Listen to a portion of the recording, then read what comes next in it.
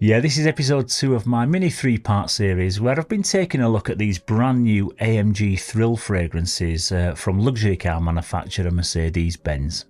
Yesterday I gave my thoughts on this Silver Thrill flanker, so don't forget to also go and check that review out. But today's the turn of Black Thrill, which is a completely different scent profile. So to find out all about this one, stay tuned to this episode of Mags Frags.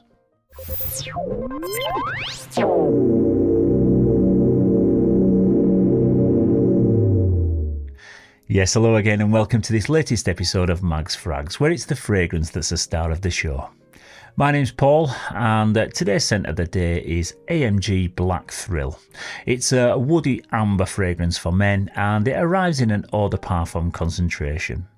It's available in two sizes, a 60ml bottle priced at €80 and a 100ml size bottle for €125. However, as I mentioned in the last review, the 60ml bottle doesn't get the aluminium casing that you get with the 100ml version, and it's just a full glass bottle, which I don't think looks as impressive, but I'm sure most people won't be too bothered about that.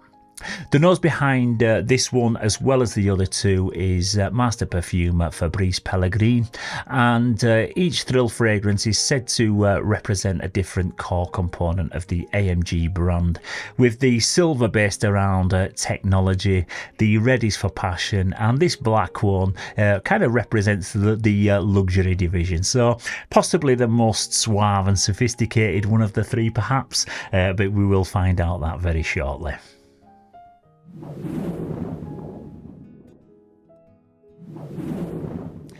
Okay, so into the presentation, and I did do a full unboxing of the one yesterday, so please feel free to skip this part if you've already seen it. But you do get a really nice presentation box when you do order direct from the Mercedes-Benz website. And you also get one of these really nice little toiletries bag free with every order over €100. The fragrance box itself comes in a stylish and sporty looking satin black colour, and you get a red coloured AMG emblem in spot gloss. Then there's also the full logo here, as well as the name of the fragrance, which is printed in an embossed metallic silver finish. On the side is a sticker of authenticity, as well as a little diagram at the bottom, just letting you know that the bottle is a refillable bottle. And then on the other side, you do get a very small 3-pointed star Mercedes badge. Around the back is where you'll find a fair bit of product information and also a QR code which will take you straight to the AMG Thrill webpage. And then underneath on the base of the box is where you'll locate the barcode and also the batch code. And the batch code on this particular one is 3177. The bottle presentation on this, as well as the other two fragrances in this line, looks absolutely phenomenal. And it's made from a combination of recycled aluminium and glass. You get this black aluminium outer casing, and then you just get this lovely deep red translucent glass window that's in the shape of the AMG emblem, and that just runs through from the back right the way through to the front, and it just looks stunning as you get a little bit of light that passes through it. You also get a stripe that runs down the shoulder and then the side of the bottle right down to the bottom. And then there's the AMG branding that just runs up, and it's actually stamped into the aluminium, but it is painted in a red colourway, which looks absolutely great. It is a refillable bottle, and the atomizer does screw off for an easy top up when the juice finally runs out. And the sprayer is actually built into this kind of little cap here, so just be careful when you put it back on because it will blast you in the face. But yeah, it's a really decent spray, and the overall quality and presentation of this is an absolute 10 out of 10 in my opinion. It looks really stylish and sporty, which you'd kind of expect from such a prestige brand.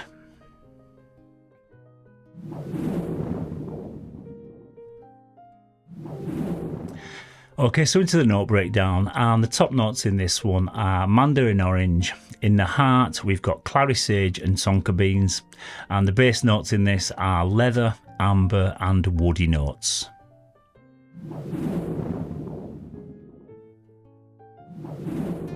Okay, so this one opens up very sweet and fruity, with the only note up top being the mandarin orange, so you won't fail to get a huge dose of juicy sweetness from the initial spray. It kind of threw me at first when I smelled it for the first time, because for some reason I was kind of expecting it to be a fairly dark smelling aroma, with perhaps the leather note taking centre stage. But that was just basically going off the fact that it's a black and blood red coloured bottle. But in actual fact it's a very soft and sweet aroma with a smooth powdery texture. And to be fair, it does bring a velvety luxury vibe when it kind of dries down. There is a mild leather accord in this, but it's nothing like what you'd get in something like Tom Ford's ombre leather or perhaps Tuscan leather. The prominent clary sage in the heart of this one produces a fair amount of dry dustiness, so it's more like a brushed suede that you get with this one.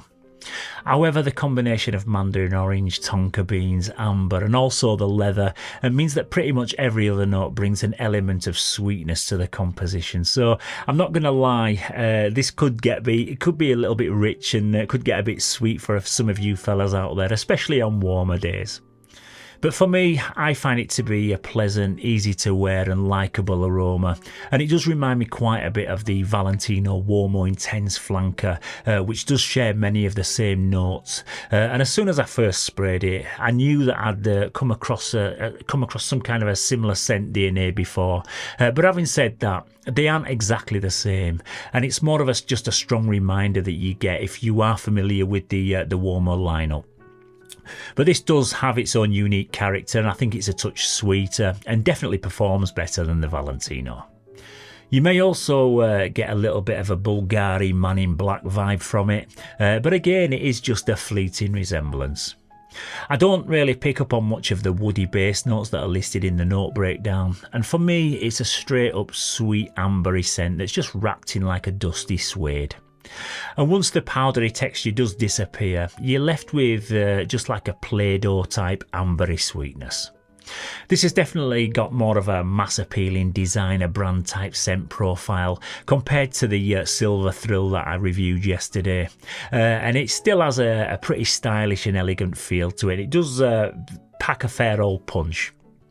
I think the majority of men out there will really enjoy this one, but just be aware that you will get a mild lipsticky powderiness that some alpha males might find a bit feminine, but it's not to the same kind of levels as what you get with some iris heavy fragrances.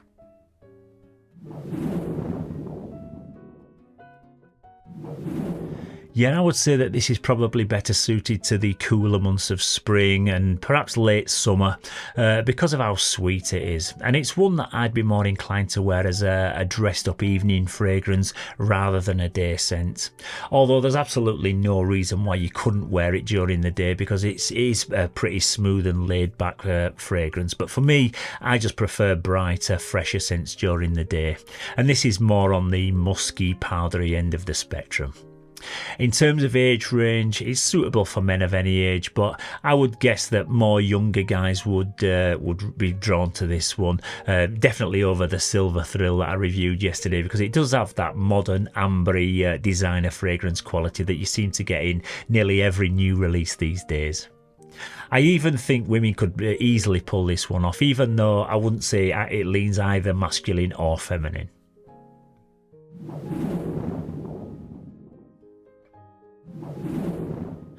Yet in terms of performance, I would say that this is probably the best performer out of the three, and it's the one that could even become a little bit sickly and start to choke people out if you go a little bit too heavy on the sprays. I literally gave myself just 2 little sprays on my forearm yesterday while I was just jotting down a few notes, and I got told that it smelled really nice, but it was way too strong and overpowering.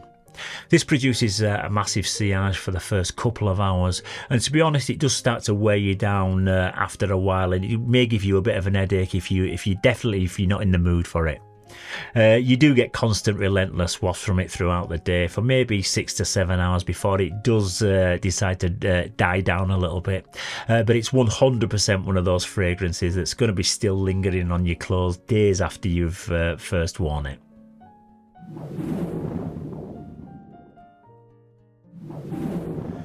Okay, so in summary, I really enjoy it and it smells absolutely lovely. However, just like the Silver Thrill that I spoke about yesterday, it kind of shocked me a little bit because it isn't anything like what I thought it might be. It's more of a soft, delicate, warm and comforting scent, and I just expected more of a dark, complex, masculine aroma.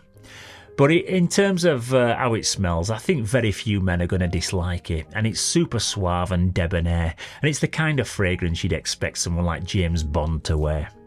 Again, I think the bottle looks fantastic, and it would definitely level up anyone's collection. And as I touched on just a minute ago, I think this is the longest lasting one out of the three. So overall, a super solid pickup.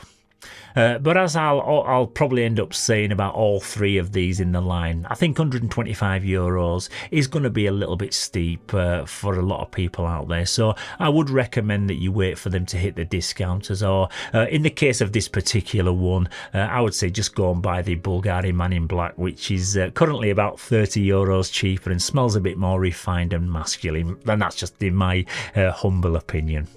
But all that being said, it is still a gorgeous smelling scent, and it deserves a solid 9 out of 10 for its all-round quality. Okay, so that's about it for part 2, but don't forget to tune into tomorrow's final episode of this little series, where it's the turn of Red Thrill, which has already taken the top prize for the best looking bodywork in this spectacular metallic red colourway. But to find out what's underneath the bonnet of this one, don't forget to look out for part 3 that I'll be uploading at some point tomorrow evening. And as always guys, if you have got any value from this video and you found it useful in any way, then please don't forget to give it a thumbs up and also to subscribe to the channel. It's also great to hear all your opinions, your thoughts and your critiques and all of the fragrances that feature in these reviews, so keep your comments coming down in the comment section and let me know what you think to these and how they sound so far.